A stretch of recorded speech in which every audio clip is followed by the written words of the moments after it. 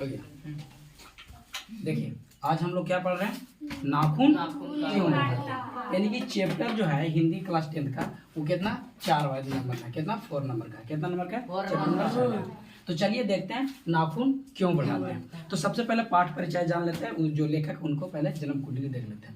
तो सबसे पहले क्या नाखून क्यों बढ़ाते हैं, ये जो यह एक क्या है निबंध है, क्या है निबंध है, क्या निबंध है, निबंध है। जो लेखक का जन्म हुआ सॉरी लेखक जो नाखून क्यों बढ़ाते हैं, उनका जो लेखक जो है वो कौन है, हजारी प्रसाद क्या है द्विवेदी है। कौन है, हजारी प्रसाद द्विवेदी। शायद आप लोग से पूछा जाए कि नाखून क्यों बढ़ाते, इसका लेखक कौन है, इनका लेखक कौन है, तो क्या बात ही बोलिएगा हजारी प्रसाद क्या है द्विवेदी। कौन है, हजारी प्रसाद द्विवेदी। इनका जन्म हुआ था 19 अगस्त 1907 ईस्वी में। कब हुआ था, 19 अगस्त 1907 ईस्वी। देखिए सोचिए कितना, 19 अगस्त 1907 ईस्वी क्या हुआ था, इनका जन्म हुआ था। किनका हुआ था, हजारी प्रसाद द्विवेदी के। किनका हुआ था, हजारी प्रसाद द्विवेदी के। इनको हुआ था छपरा बलिया उत्तर प्रदेश में हुआ था। छपरा गांव बलिया जिला कहाँ था, उत्तर प्रदेश। कहाँ था, उत्तर प्रदेश, यूपी, क्या यूपी उत्तर प्रदेश। इनका मृत्यु हो गया था 19 मई 1979 ईस्वी में। कब हुआ था, 79 ईस्वी। कहाँ हुआ था, दिल्ली में हो गया था। कहाँ हुआ था, दिल्ली में हो गया था। इनका पिताजी का नाम है अनमोल द्विवेदी। क्या नाम है, अनमोल द्विवेदी। इनके पिताजी क्या नाम है, अनमोल द्विवेदी। क्या नाम था बाबू, अनमोल द्विवेदी नाम है। इनकी माता जी के नाम है ज्योतिषमती। क्या नाम था, ज्योतिषमती। क्या नाम था, ज्योतिषमती। आप लोग ऑब्जेक्टिव में साइड देगा कि हजारी प्रसाद द्विवेदी जी का पिता का क्या नाम है, तो अनमोल द्विवेदी। क्या नाम बोलिएगा, अनमोल द्विवेदी। माता जी के नाम है क्या होती, ज्योतिषमती। क्या नाम है, ज्योतिषमती। इन्होंने 1949 ईस्वी में, क्या था 1949 ईस्वी में लखनऊ विश्वविद्यालय से, कौन विश्वविद्यालय से, लखनऊ विश्वविद्यालय से पीएचडी का उपाधि से सम्मानित किया गया। कौन चीज से सम्मानित किया गया, पीएचडी से क्या किया गया, सम्मानित किया गया। पीएचडी उपाधि से क्या किया गया, सम्मानित किया गया। क्या किया गया, सम्मानित किया। बोर्ड ने शायद आप लोग ऐसे पूछेगा कि लखनऊ विश्वविद्यालय से पीएचडी का साथी उपाधि 1949 में किनको सम्मानित किया गया था, तो हजारी प्रसाद द्विवेदी जी का। कहाँ किया गया, हजारी प्रसाद द्विवेदी का। अगर फिर पूछे कि हजारी प्रसाद द्विवेदी का 1949 ईस्वी में, 1949 ईस्वी में लखनऊ विश्वविद्यालय से किस चीज की उपाधि मिला था, तो पीएचडी का। क्या चीज बोलिएगा, पीएचडी का। 1956 में भारत सरकार द्वारा, किनको द्वारा, भारत सरकार द्वारा। क्यों ऐसे क्या सोच रही है, भारत सरकार द्वारा क्या मिला था, पद्म भूषण की उपाधि से सम्मानित किया गया था। क्या चीज सम्मानित किया गया, पद्म भूषण से क्या किया था, सम्मानित किया गया था। इनकी कुछ रचनाएं थे, कुछ अति थे, जिसका नाम था क्या, अशोक के फूल। क्या की, अशोक के फूल,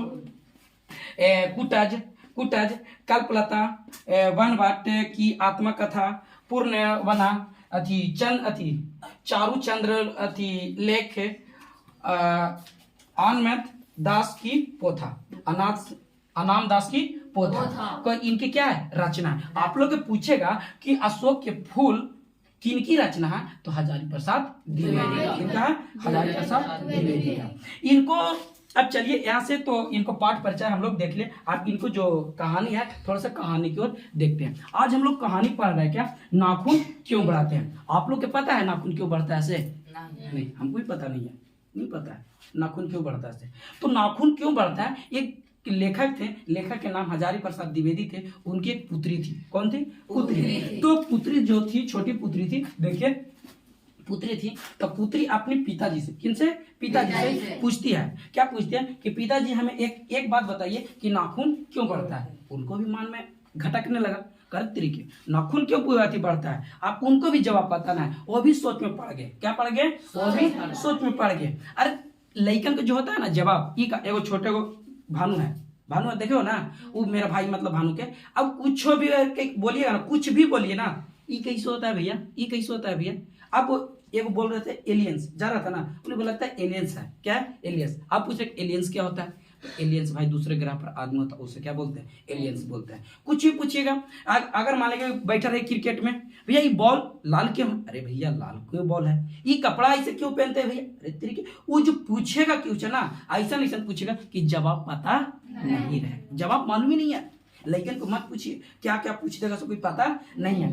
तो उन्होंने जो लेखक के जो बेटी थे पूछ दिया अपना पिताजी से कि पिताजी एक बात बताइए, नाखून क्यों बढ़ता है। वो भी द्विवेद में पढ़ गए थे।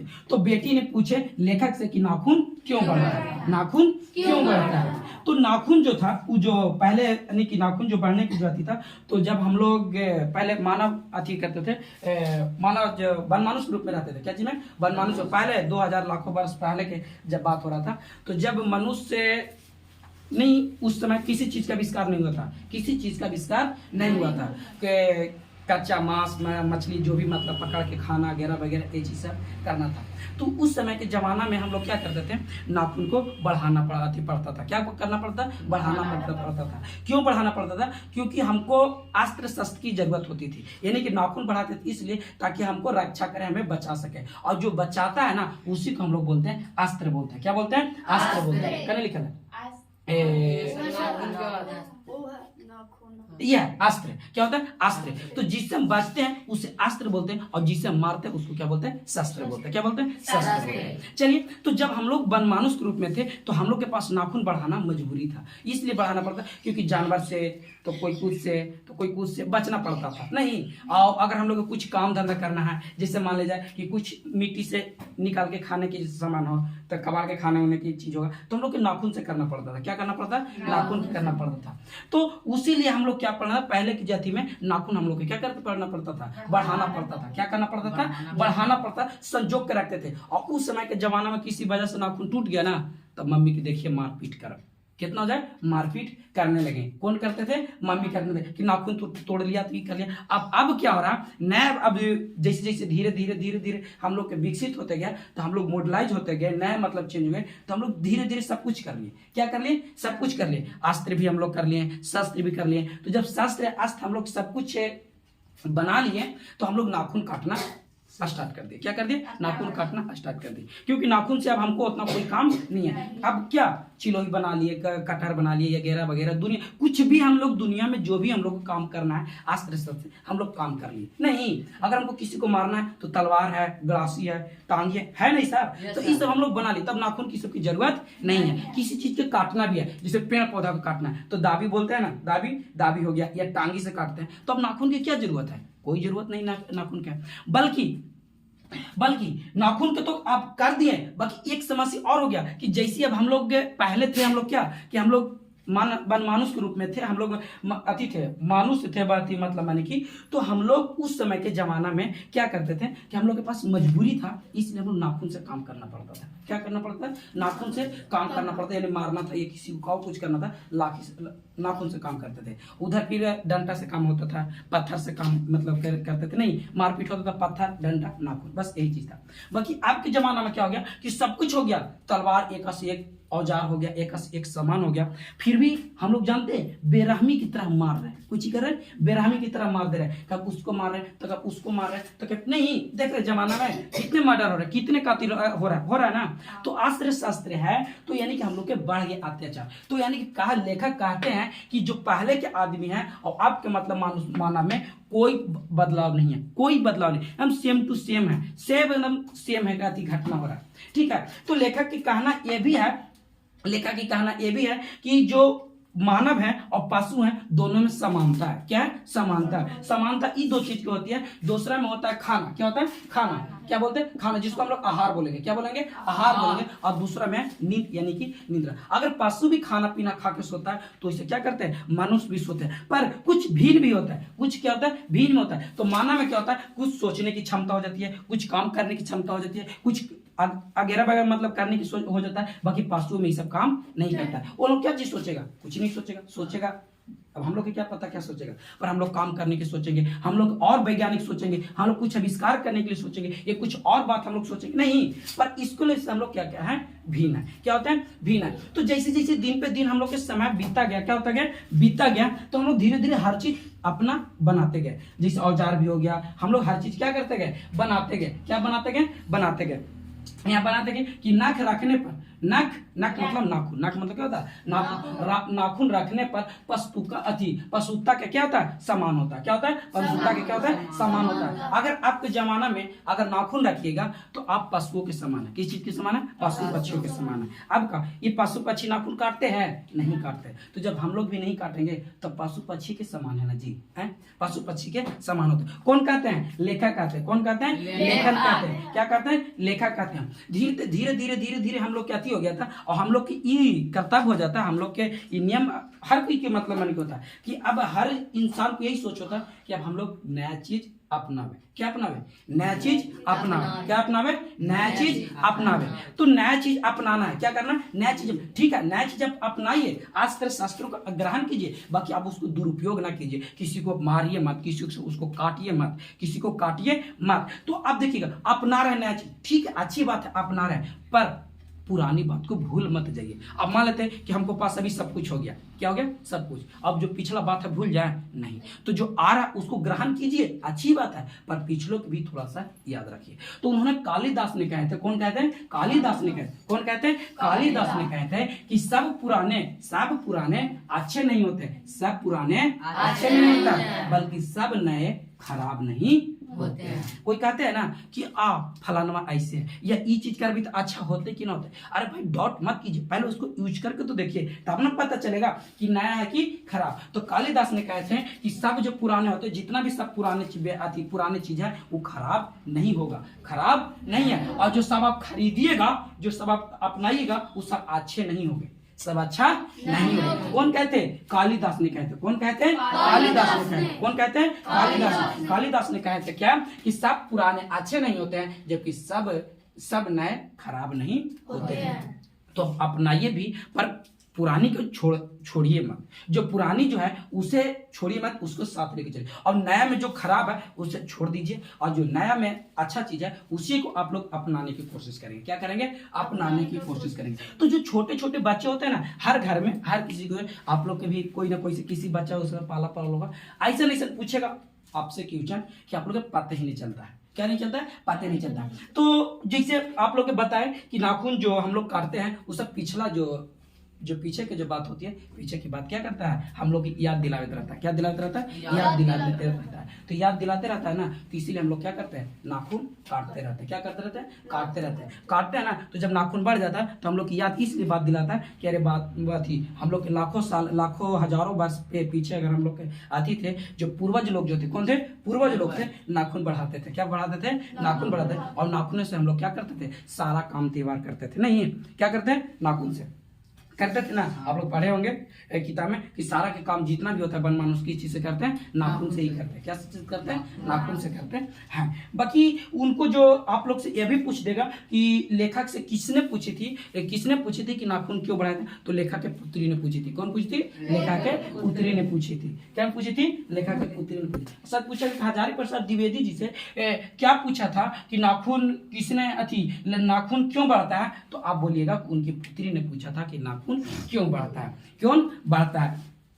तो यही निबंध था, ज्यादा बड़ा नहीं था, छोटा टॉपिक था, इसलिए मतलब ज्यादा भी नहीं था। आइए फिर से हम लोग रिपीट कर लेते हैं, ठीक है ना। तो देखिएगा नाखून क्यों बढ़ता है, इसका जो यह क्या है? निबंध है। क्या है? निबंध। क्या है? निबंध है। इनका लेखक जो है सो कौन है बाबू? हजारी प्रसाद द्विवेदी है। यानी कि नाखून क्यों बढ़ता है उसका जो लेखक है कौन है? हजारी प्रसाद कौन है? द्विवेदी है। उनका जन्म कब हुआ था?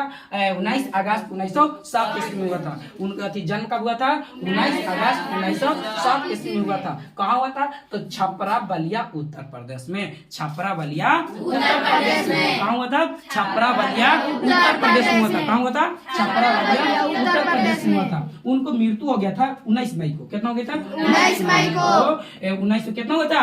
79 ईस्वी में। 19 मई 1900 कितना होता? 79 मई में हो गया था। कहाँ हो गया था? दिल्ली में। जानते एक बात आप लोग के साथ ऑब्जेक्टिव पूछेगा कि दिल्ली में 19 मई को 1979 में किनका मृत्यु होला? एक में रहेगा हजारी प्रसाद द्विवेदी, बी में रहेगा भीमराव अम्बेडकर, या कुछ और रहेंगे, और मतलब मान के 3-4 गो प्रमुख लेखक के नाम रहेंगे। तो आप किन पे टिक कीजिएगा? हजारी प्रसाद द्विवेदी में। चाहे ए में रहे, चाहे बी में रहे, चाहे सी में रहे, आपको जहां आपको रहेगा वहां पर अच्छी तरीके से याद कर लीजिएगा। तो उनका जो मृत्यु हो गया था 19 मई 1979 ईस्वी में हुआ था। कहाँ हुआ था? दिल्ली में। कहाँ हुआ था? दिल्ली में हुआ था। उनकी माता के नाम था अनमोल द्विवेदी, सॉरी उनके पिता के नाम क्या था? अनमोल द्विवेदी। क्या नाम था? पिता के नाम क्या नाम था? श्री क्या था, अनमोल द्विवेदी, और माता के नाम था क्या, श्रीमती ज्योतिषमती। क्या नाम था, ज्योतिषमती। क्या नाम था, ज्योतिषमती। 1949 ईस्वी में उनको लखनऊ विश्वविद्यालय से पीएचडी के क्या मिला था, उपाधि मिला था।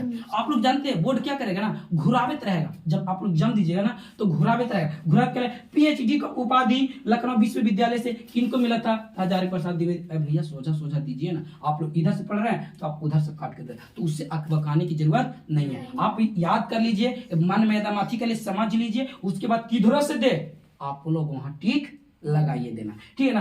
तो 1949 ईस्वी में लखनऊ विश्वविद्यालय से क्या किए थे उन्होंने, पीएचडी से क्या मिला था, सम्मानित किया गया था। 1956 में भारत सरकार ने उनको पद्म भूषण के उपाधि से सम्मानित किया गया था। किनको मिला था, हजारी प्रसाद द्विवेदी को मिला था, हजारी प्रसाद द्विवेदी को। क्या मिला था, 1956 में। क्या मिला था, 1956 में मिला था भारत सरकार द्वारा। किनके द्वारा, भारत सरकार द्वारा। पूछेगा कि पद्म भूषण से सम्मानित किया गया था 1956 में हजारी प्रसाद द्विवेदी, किनके द्वारा, तो भारत सरकार द्वारा। किनके द्वारा, भारत सरकार द्वारा। भारत सरकार द्वारा 1956 में पद्म भूषण किनको उपाधि मिला था, तो हजारी प्रसाद द्विवेदी को। या पूछे हजारी प्रसाद द्विवेदी का भारत सरकार द्वारा पद्म भूषण कब से सम्मानित किया गया था, तो 1956 ना। एक के तोड़िएगा ना तो 3-3, 4-4 ऑब्जेक्टिव बन जाता है। तो इधर उधर आप लोग के आगे पीछे करके देख रहे हैं। इनको प्रमुख कुछ रचनाएं जो है, अशोक के फूल, बहुत इसमें कुछ पूछत रहता है, ऑब्जेक्टिव पूछते रहता है। अशोक के फूल किनके लेखक अथी, अशोक के जो फूल जो है ये उनका रचना ये कौन है, अशोक के फूल मतलब मैंने क्या है, या पूछेगा हजारी प्रसाद द्विवेदी जी का इनमें से कौन सी रचना रहेगा, कुछ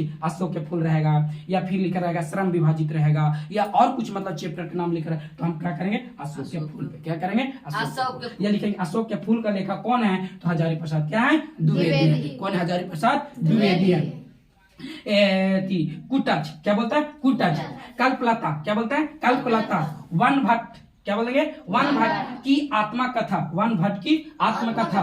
पूर्णनमा चारुचंद्र लेख, और आनाम दास की पोथा, आनाम दास की पोथा। क्या इनको इतना मतलब मैंने की रचना है, मतलब लगभग मतलब मैंने की इत्यादि मतलब लिखे, और इनको कुछ रचनाएं थे, ठीक है।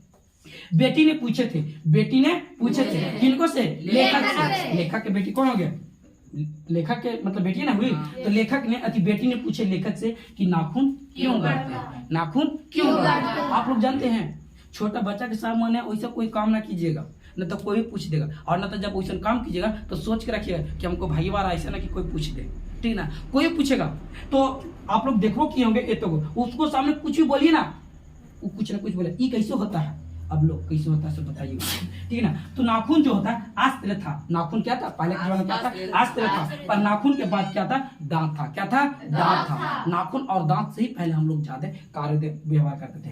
पहले के जो मानव जो थे आदि मानव थे, क्या थे, आदि मानव, क्या थे, आदि मानव थे। तो जब आदि मानव थे तो भारतवासी ने नाखून को संवारते थे कब, 2000 वर्ष पहले। कब संवारते थे, 2000 वर्ष पहले क्या करते थे, संवारते थे। नाखून को काटने नहीं देते थे, ऐसा नहीं कि नाखून काट जाए।